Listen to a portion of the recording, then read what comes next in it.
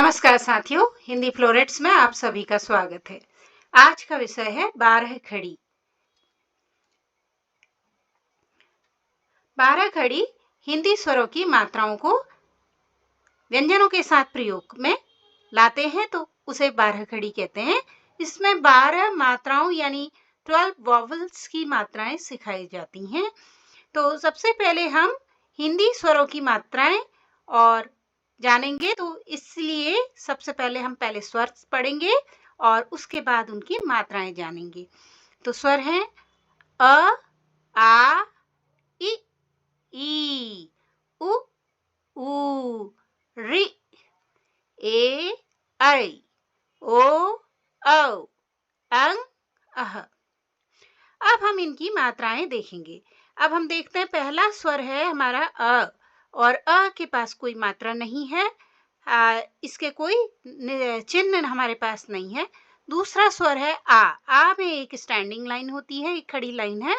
और ई, ये देखिए आगे से इस प्रकार से मात्रा जा रही है। और बड़ी ई की मात्रा यानी ई, ये पीछे यानी राइट साइड से एक मात्रा बनेगी। तो यहाँ पर बड़ी की मात्रा है उ की मात्रा नीचे लगती है, एक छोटा सा निशान इस तरह से बना है। और ऊ, एक सीधी लाइन, एक यहाँ से नीचे को लाइन बनी हुई है। तो रि में एक ऐसे गोल घुमा हुआ अर्धवृत्ताकार निशान बना हुआ है। ए की मात्राएं ऊपर लगती है। आई की मात्रा इस प्रकार की है। ओ की मात्रा एक स्टैंडिंग लाइन और एक स्लांट लाइन है। और औ में एक नीचे स्टैंडिंग लाइन और ऊपर 2 स्लांट लाइन है। और अंग में सिर्फ ऊपर एक डॉट लगता है। देखते हैं कि यहाँ पर ये एक डॉट, लेटर के ऊपर एक डॉट लगा देते हैं तो ये अंग की मात्रा हो जाती है। और जब हम किसी स्वर या व्यंजन, किसी व्यंजन के पीछे जो है, माफ कीजिए, किसी व्यंजन के पीछे अह डबल डॉट लगाते हैं तो वह अह की मात्रा कहलाती है। तो हम फिर से एक बार मात्राओं को देख लेते हैं। अ में कोई मात्रा नहीं है। जब किसी व्यंजन के साथ अ की मात्रा लगती है, इसका मतलब वो अपने आप में पूरा व्यंजन है और कोई भी व्यंजन बिना किसी मात्रा के नहीं पुकारा जा सकता, नहीं बोला जा सकता। तो उसमें ऑटोमेटिक अ की मात्रा रहती ही है, अगर कोई अन्य मात्रा नहीं लगी है तो आ में एक स्टैंडिंग लाइन है, ई में लेफ्ट साइड से एक मात्रा लगती है और बड़ी ई में का निशान छोटा ऊ बड़ा ऊ, रि, ए, ऐ, ओ, औ, अं, अह। तो हमने यहाँ पर मात्राओं के चिन्ह या मार्क्स देख लिए कि किस तरह का मार्क बनाते हैं उनके लिए। अब नेक्स्ट में हम व्यंजन देखेंगे। व्यंजन हम पहले भी पढ़ चुके हैं, लेकिन एक बार फिर से दोहरा लेना अच्छी बात है। तो हम हिंदी के कॉन्सोनेंट्स को एक बार दोहरा लेते हैं। क, ख, ग, घ, ङ, च, छ, ज, झ, ञ, ट, ठ, ड, ढ, ण, त, थ, द, ध, न, प, फ, ब, भ, म, य, र, ल, व, श, श, स, ह, क्ष, त्र, ज्ञ, श्र। तो इस प्रकार हिंदी के व्यंजन हमने पढ़ लिए। अब हम स्वरों के साथ व्यंजनों का प्रयोग यानी मात्राओं का प्रयोग हम सीखेंगे। यानी वॉवल्स की जो निशान है उनको किस तरह, वॉवल्स हैं उनको हम कैसे व्यंजनों के साथ प्रयोग कर सकते हैं, कॉन्सोनेंट के साथ प्रयोग करके। तो ये हम पहले वाले में मैंने अक्षर यहाँ पे लेटर्स लिखे हैं, लेकिन वास्तव में हम लेटर यूज नहीं करते, सिर्फ उनके निशान या मार्क्स, जो उनका साइन बना होता है, सिंबल बना होता है, उसको ही हम प्रयोग में लाते हैं, उसको ही हम यूज में करते हैं। तो पहले मैंने यहाँ पे वॉवल्स लिखे हुए हैं और फिर दूसरा उसके सिंबल के साथ मैंने प्रयोग करके दिखाया। तो क जो है इसमें एक स्लंट लाइन लगी है, इसका मतलब है ये कंप्लीट लेटर नहीं है, ये कंप्लीट लेटर तब बनता है जब इसमें कोई मात्रा लगती है। तो क और अ के साथ मिलके क बनेगा और यहाँ पर देखते हैं कि अ का कोई सिंबल नहीं है। ये ऑटोमेटिकली माना जाता है कि अगर कोई लेटर बोला जा रहा है तो उसके साथ ये ऑटोमेटिक है। अगर उसमें कोई अन्य मात्रा नहीं लगी है तो वहाँ पर अ की आवाज है। ऐसे भी गीता में कहा है भगवान ने अकारो अस्मि, यानी हर स्वर के, हर व्यंजन के साथ एक स्वर जो अ स्वर है वह लगा ही है। तो हर एक जगह जैसे भगवान विद्यमान है ऐसे ही अ का स्वर विद्यमान है। तो यहाँ पे देखेंगे कोई निशान लगाने की जरूरत नहीं है, ये अपने आप में एक पूर्ण शब्द है, अक्षर है। तो क के साथ अ मिलकर के क बनेगा, आ बनेगा का। फिर यहाँ इसकी मात्रा लगा रखी है स्टैंडिंग लाइन, क और आ की मात्रा का, क और ई। क्योंकि हम इसे बिना स्वर के पुकार नहीं सकते तो फिर भी हम यहाँ पे इसे स्वर मान करके ही, बिना स्वर का मान के, क्योंकि हलंत लगा रखा है या एक स्लांट लाइन लगा रखी है। तो क ई की। और यहाँ पे मात्रा के साथ यानी उसके सिंबल के साथ, ई के सिंबल के साथ, ई का है लेफ्ट साइड से आपका एक निशान बनेगा।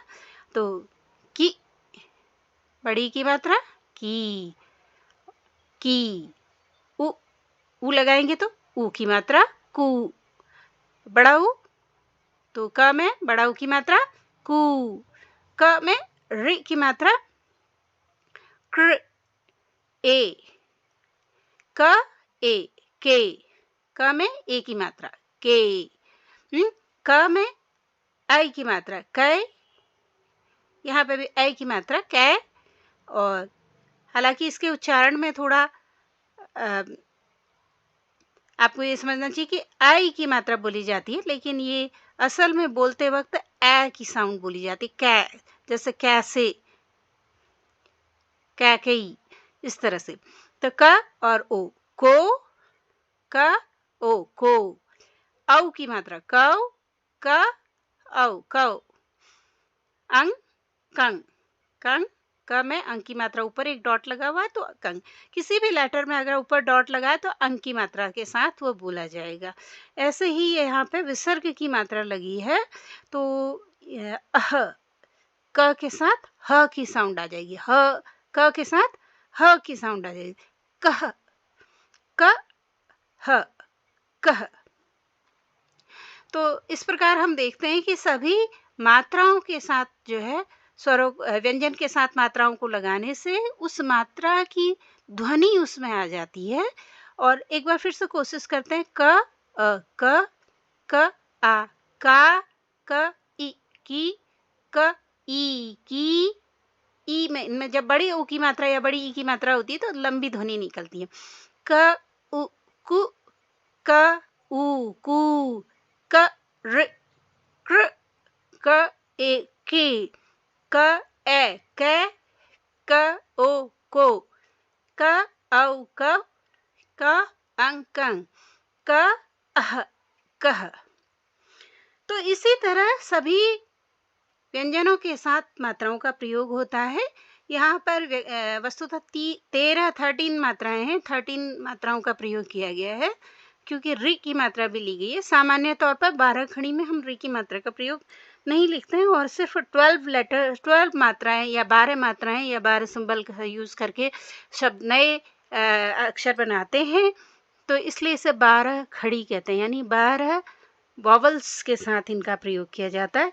री की मात्रा को अधिकांशतः छोड़ दिया जाता है, लेकिन लिख सकते हैं, साथ में लिख सकते हैं, कोई समस्या नहीं है।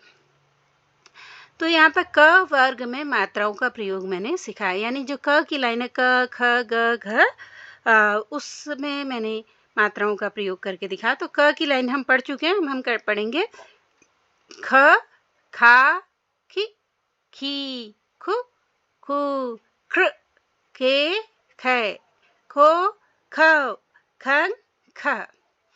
इसी प्रकार ग से ग गा गी गी गु गु ग्र गे गै गे गई गो गौ गंग गह घ घा घी घी घु घू घृ घे घई घो घ घंग घ।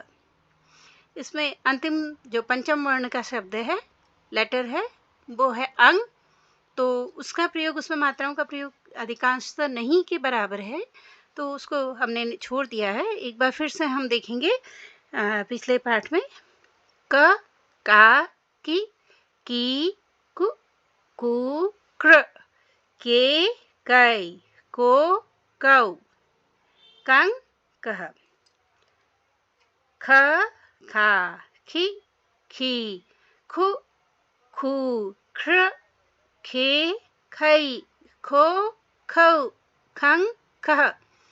ग गा गि गी गु गु ग्र गे गै गो गौ गं गह। घ घा घि घी घु घू घृ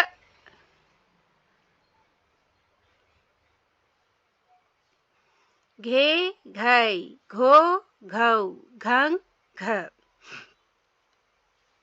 इसी प्रकार अन्य सभी शब्दों के जितने भी व्यंजन होते हैं उन सभी के साथ इनका प्रयोग किया जा सकता है। जैसे यहाँ पे लिखा है क का की कु कू के कै को कौ कं कह।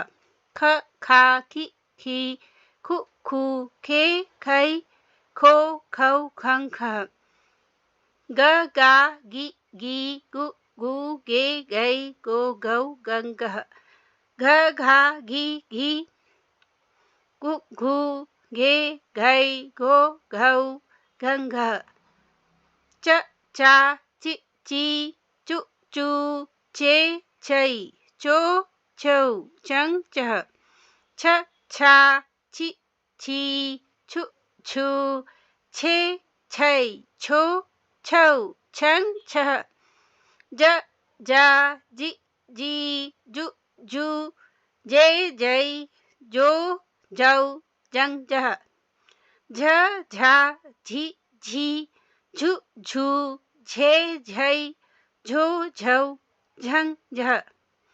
ट टा टी टु टू टे टै टो टौ टं टह। ठ ठा ठी ठु ठू छे ठै ठो ठौ ठं ठह।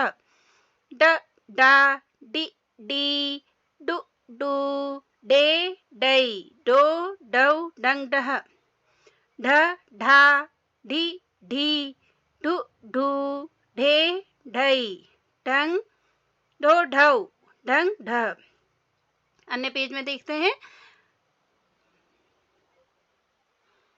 त